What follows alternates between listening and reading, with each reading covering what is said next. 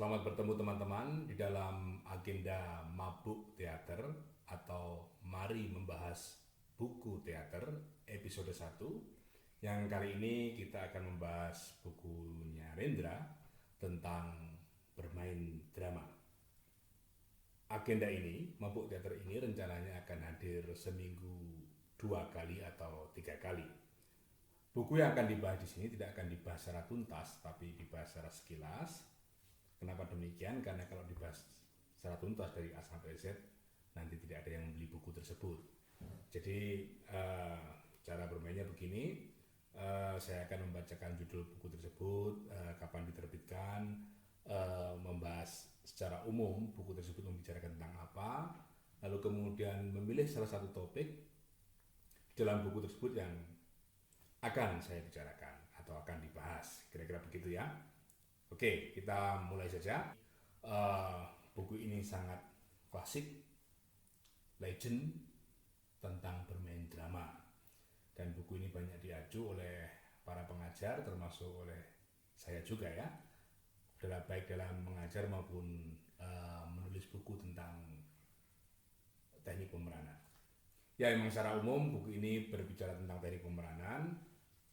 Rendra juga memberi catatan penting di sini tentang bermain drama, catatan elementer bagi calon pemain. Jadi buku ini untuk calon pemain, bukan untuk orang yang sudah menjadi aktor, dan bersifat elementer atau pelajaran-pelajaran dasar.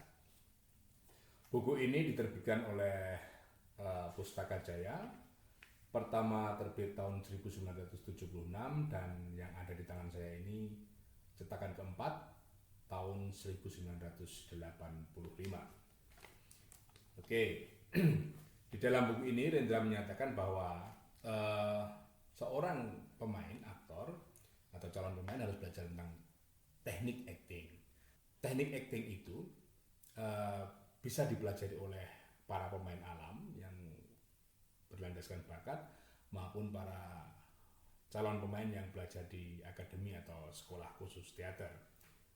Dan teknik itu ada yang bersifat umum dan ada yang bersifat khusus. Teknik yang bersifat khusus biasanya teknik yang dimiliki pribadi oleh seorang aktor, yang bisa juga dipelajari melalui aktor tersebut. Sementara teknik umum umumnya bersifat dasar yang bisa dipelajari oleh semua orang.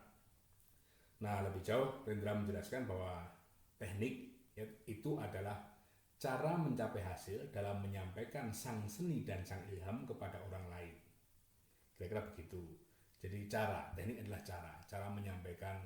Kalau di dalam teater ya cara menyampaikan pesan lakon itu kepada penonton melalui permainan perannya. Kira-kira begitu. Nah, daftar isi dari buku ini, pertama, pemain dan teknik bermain yang barusan saja tadi saya bahas sedikit.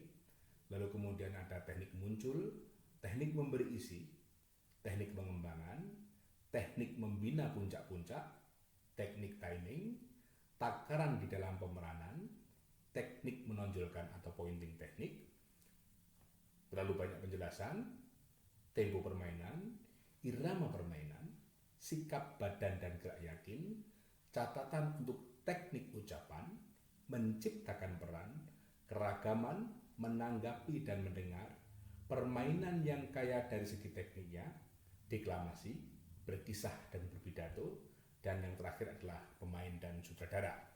Kira-kira itu isinya, tapi secara umum atau sebagian besar dari buku ini membicarakan tentang teknik acting atau teknik bermain peran secara mendasar. Nah, untuk kali ini yang akan saya bahas atau saya bicarakan secara khusus adalah tempo permainan. Ini ada di halaman 52.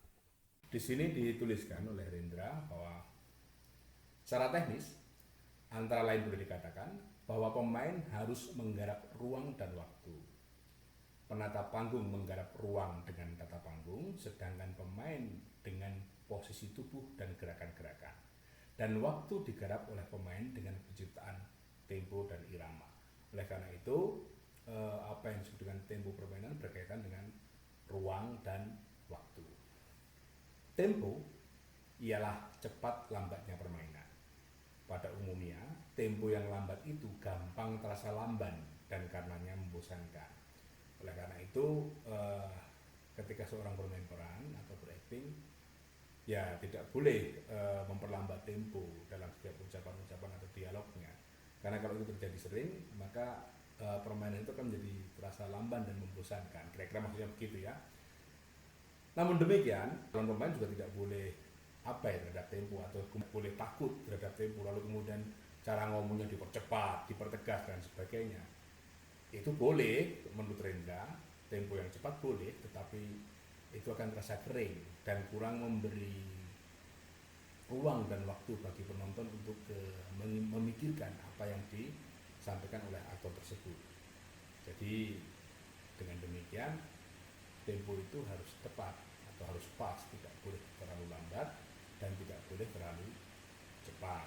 Nah, untuk mempraktekkan tempo ini, seorang calon aktor harus memperhatikan jeda. Syarat-syarat untuk jeda menurut Rendra ialah harus ada yang hendak ditonjolkan atau dikesankan, entah itu dari kejadian yang telah atau sedang berlangsung. Namun, terlalu banyak jeda akibatnya akan seperti terlalu banyak penonjolan. Oleh karena itu, temponya juga akan menjadi lamban. Dan oleh karena itu juga perlu dihindari. Jadi tempo bisa dibangun dengan jeda, berhenti sejenak dalam sebuah pembicaraan atau dalam dialog. Tetapi syaratnya itu harus ada yang ditonjolkan, tetapi juga tidak terlalu sering. Itu justru akan memperlambat tempo. Nah, menurut Rendra, tempo yang tepat itu adalah yang tumbuh dari dalam. Maksudnya diciptakan berdasarkan kebutuhan penggambaran situasi perasaan dan kejiwaan sang peran, pun juga berdasarkan kebutuhan penggambaran suasana perasaan cerita. Jadi ini berdasarkan feeling ya, tempo yang tepat itu. Bagaimana cara menggambarkan situasi, perasaan, kejiwaan, dan juga bagaimana kaitannya peran tersebut dengan cerita yang sedang berjalan. Oleh karena itu, jika seorang aktor bisa menggunakan tempo dengan tepat, maka dengan sendirinya pemeran tersebut bisa dikatakan menghayati peran dan jalan cerita sandiwara. Kira-kira begitu. Jadi tempo yang tepat itu menandakan bahwa aktor tersebut menghayati peran dan menghayati sandiwara yang dilakukan. Kira-kira begitu. Yang menarik dari tempo permainan ini, Rendra juga menyampaikan sedikit kritik terhadap aktor studio yang diasuh oleh Lee Strasberg dan Elia Kazan, di mana aktor studio ini juga menerapkan the method-nya Stanislavski.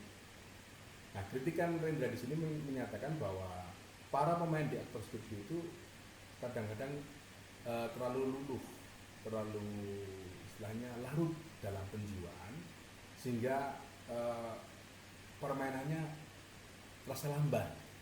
Secara lebih jelas begini, karena penghayatannya yang melulu hanya kejiwaan itu, maka mereka hanya mau melakukan satu gerakan atau mengucapkan satu kalimat apabila hatinya sudah merasa betul. Ini ya, di aktor studio. Akibatnya permainan mereka sangat lamban. Mereka sering tidak lagi memerankan, tapi kesurupan peran. Nah, ini yang tidak diperbolehkan oleh Rendra.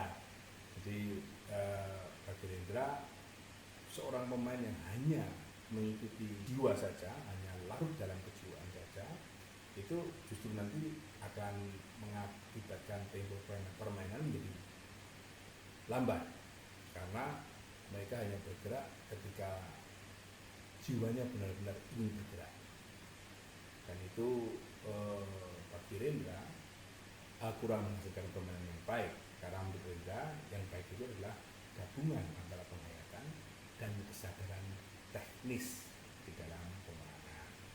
Kita sebagai aktor atau teman-teman sebagai aktor harus benar-benar memahami tempo dan bisa menerapkan tempo secara tepat. Karena kalau kita kembali ke penjelasan awal, di mana penata panggung itu menggarap ruang, sementara pemeran mengisi ruang tersebut, itu kadang-kadang akan melahirkan sesuatu yang mekanis dan matematis, seperti juga dituliskan di sini. Ada sementara orang yang mengartikan tempo dalam arti pembagian waktu permainan dalam menit dan jam. adegan ini harus selesai sekian detik, bahkan ini sekian menit dan sebagainya. Ini di dalam pengalaman saya berteater juga pernah demikian, di mana seorang sutradara itu memberi tempo tertentu melalui tanda ketukan. Misalnya saya harus menyeberang panggungnya sekitar 2 meter kalau kata, itu harus selesai satu dialog misalnya. Dia memberi ketukan, dan menurut pengalaman saya itu nggak berhasil, karena ruang latihan dan ruang pementasan berbeda, waktu latihan dan waktu pementasan berbeda, ruang dan waktu itu selalu berbeda. Sehingga kalau itu dimatematikkan atau disistematikan atau diketatkan, misalnya dari sini ke sana itu 3 langkah dengan 3 kata, itu juga akan menjadi teknis dan komplikatif, dan juga menurut Rendra itu juga nggak baik. Itu karena menurut Rendra pengertian tempo dalam sandiwara bukanlah pengertian yang eksak, bukan matematis, bukan tepat, tetapi pengertian yang kira-kira. Jadi sangat bergantung dengan perasaan tadi, bagaimana aktor menghayati perannya, bagaimana aktor menghayati cerita yang sedang dilakukan, kira-kira begitu. Nah, untuk melatihkan tempo, Rendra juga menyebutkan yang terpenting adalah cue dalam hubungannya dengan tempo. Peranan cue dalam penciptaan tempo sangat penting. Kecepatan menangkap cue dalam sebuah dialog bisa menambah kesan lancarnya tempo. Kecepatan menangkap cue dalam sebuah dialog bisa menambah kesan lancarnya tempo. Maka dari itu, pemain harus benar-benar mengindahkan permintaan sutradara dalam hal menentukan cue itu. Di dalam berdialog, sesudah menangkap cue dengan cepat, sang pemain boleh agak lamban dalam mengucapkan dialog yang mencerminkan permenungan dan pemikiran. Jadi cue ini semacam aksi reaksi, misalnya dialog ini gerak begini, atau ketika teman lawan main mengucapkan A, lalu kita sambut dengan B dengan cepat, lalu kemudian kita jeda sebentar untuk memberi ruang berpikir, baru kemudian kita menyampaikan dialog berikutnya, kira-kira begitu. Dan itu akan membantu tempo permainan, jadi tidak kemudian cepat sekali dan juga tidak kemudian lambat sekali. Jadi cepat dalam menangkap cue, tapi kemudian jeda sebentar baru melanjutkan apa yang harus dilakukan, kira-kira maksudnya begitu. Ini yang dimaksudkan Rendra dengan cue tadi. Jadi dengan demikian, ketika cue itu bisa disambut dengan cepat, lalu kemudian pemain boleh melakukan jeda atau bahkan hening sebentar untuk kemudian melanjutkan apa yang mesti ia lakukan atau ia lakukan.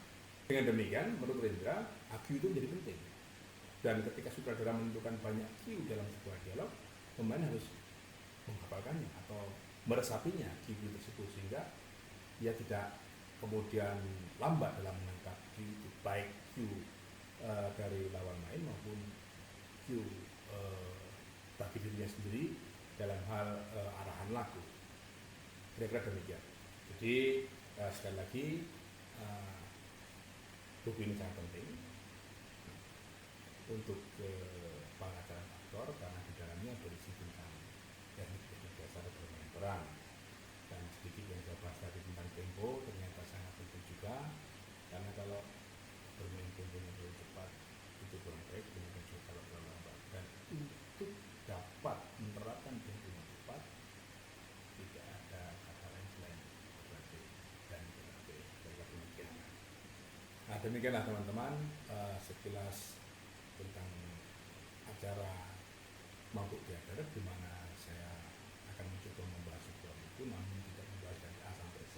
Di episode ini kita telah secara umum sedikit membahas tentang bermain drama, bukunya Rendra, dan secara agak lebih khusus tadi sudah kita bahas tentang tempo. Semoga bermanfaat dan kita bisa bertemu di lain kesempatan.